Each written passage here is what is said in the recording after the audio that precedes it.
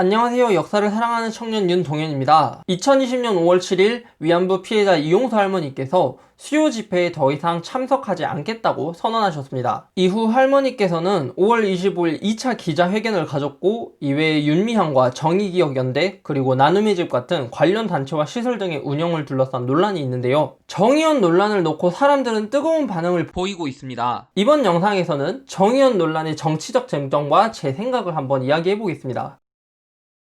정의연 논란의 시작은 이용수 할머니의 입장 표명입니다. 어떤 이유에서인지 할머니는 수요 집회와 정의연을 비판했는데요. 이후 사람들은 논란을 둘러싸고 비리를 의심하거나 의혹을 갖기 시작했습니다. 그리고 논란이 정치적으로 쟁점화되면서 진영 논리로 바뀌어갔습니다. 한쪽에서는 위안부 문제 해결을 위해 힘썼던 윤미향과 정의기억연대, 그리고 위안부 할머니들의 생활 및 보호시설인 나눔의 집에서의 후원금 사용과 회계 의혹을 밝혀줄 것을 요청하고 있습니다. 반면에 다른 한쪽에서는 이 시민단체와 시민활동가를 지지하면서 논란거리로 만드는 언론과 그것을 확장시키는 사람들을 비판하고 있습니다. 그런데 문제는 이런 상황에서도 이용수 할머니께서 화가 나신 정확한 이유는 알 수 없고, 또 윤미향과 관련 단체, 관련 시설의 의혹도 정확히 밝혀지지 않았습니다. 관련 단체나 시설에서 후원금을 바르게 사용하지 않았는지, 윤미향이 부친을 관리인으로 고용한 것이 법적으로 잘못된 것인지, 개인 계좌로 후원금을 모금한 것이 어떻게 사용되는지 저는 알 수 없습니다. 그런데 여러분들은 이 내용을 본인의 눈으로 직접 확인하고 사실관계를 정확히 파악하고 계신가요? 2015년 한일 위안부 합의가 있을 때 할머니께서 설명을 왜 못 들었는지,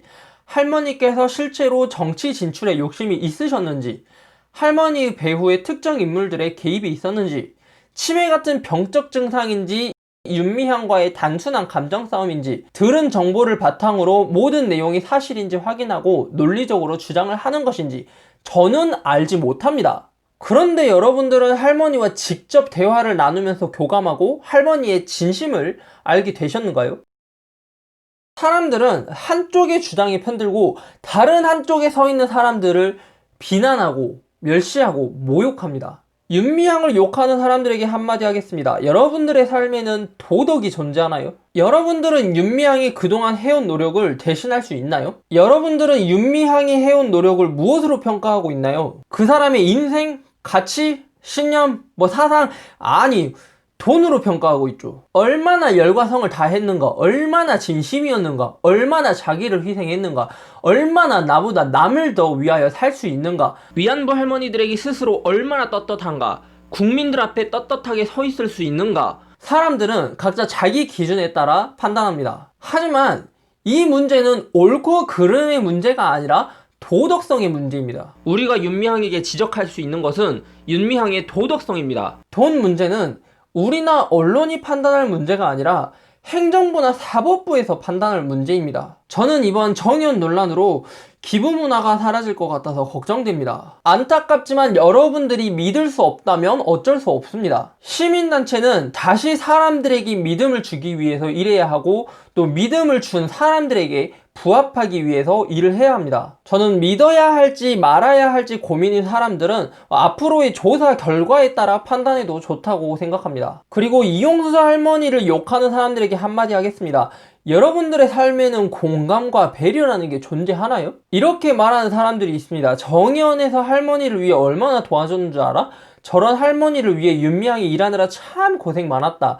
노망, 치매, 대구, 온갖 욕설과 편견이 난무하고 있습니다. 정의연의 한경희 사무총장도 이렇게 말했습니다. 할머니가 고령에 심신이 많이 취약한 상태다. 기억에 왜곡된 부분이 있다. 이게 무슨 말이에요? 사람이에요? 어떻게 피해자를 함부로 그렇게 말할 수 있어요? 여러분들이 피해자도 아니면서, 여러분들이 피해자를 위해서 뭐 해줄 것도 아니면서 말 그렇게 함부로 해도 돼요? 서로 오해가 있었다면 어떤 점에서 오해가 있었는지, 또 상대방이 나로 인해 불편함을 느꼈다면 왜 불편한지, 당사자들이 서로 대화를 통해서 잘 해결할 일이죠. 그런데 나와 의견이 다르다고 상대방을 인신공격해요? 물론 나이가 있으신 것은 사실입니다. 그렇다고 피해자 할머니를 늙은이 취급하고 하시는 말씀을 다 거짓말부렁이로 취급해요? 여러분들에게도 마지막 양심이 있다면 상대방을 존중해주세요. 여러분들이 공감과 배려를 할 수 있다면 그 사람들도 할 수 있습니다. 저는 할머니께서 2차 기자회견을 하시는 것을 봤습니다. 그 중간에 정의연에 대한 비판이 아니라 자신이 일본에 동원된 과정을 설명하셨는데 사실 그 기자회견에서는 할 필요가 없는 말씀이었습니다. 정의연이 어떤 점에서 잘못되었고 왜 그렇게 생각하시는지를 말씀해 주시는 자리였으니까요. 하지만 할머니께서 그런 이야기를 하신 이유는 그동안 싸워오면서 정말 힘들었을 것이고 그렇게 싸워도 지금까지 해결되지 않은 현실에 화가 났을 것이고 그런 서러움과 한에서 나온 것이 아니었을까요? 그것을 우리가 알아줘야죠. 우리가 모르면 누가 알아줄까요? 이 와중에 언론에서는 추측성이 다분한 기사들이 파도처럼 휩쓸려 나오고 사람들은 언론에서 물타기하고 있는 내용을 무비판적으로 수용하면서 메신저나 SNS에 그대로 공유하고 있습니다. 더 이상 언론이 사람들에게 어떤 감정을 조장하지 않았으면 좋겠고 사람들은 비판적으로 생각할 줄 알고 서로 좀 더 존중하는 사회가 되었으면 좋겠습니다.